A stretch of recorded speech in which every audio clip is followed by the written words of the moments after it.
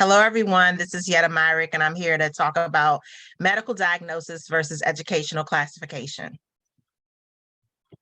So I think you all know at this point, if you've been following this video series, that DC Autism Parents was created by me and a small group of parents here in DC to support one another as we take this journey in the autism community. We are here to provide information and resources to families. You can learn more by going to our website. But let's launch in and talk about what the differences are between a medical diagnosis and an educational classification of autism.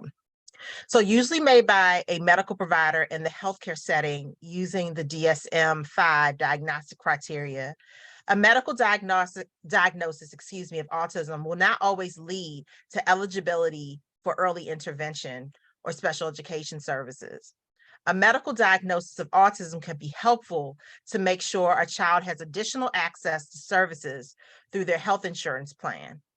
A medical provider may be able to recommend other therapies and services that are not part of the individualized family service plan or the individualized education plan.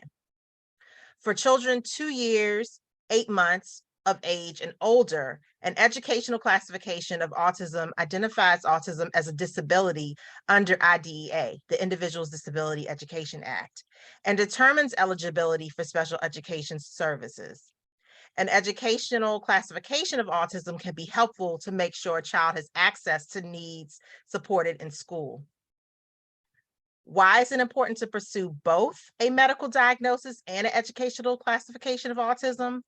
Well, families can have better access to services in school and in the community, and it may be able to then provide supports, help with their child's development in a more comprehensive way by pursuing both. So I hope that provides you with a little bit more insight as to what the differences are and why both a medical diagnosis and an educational classification of autism is so important.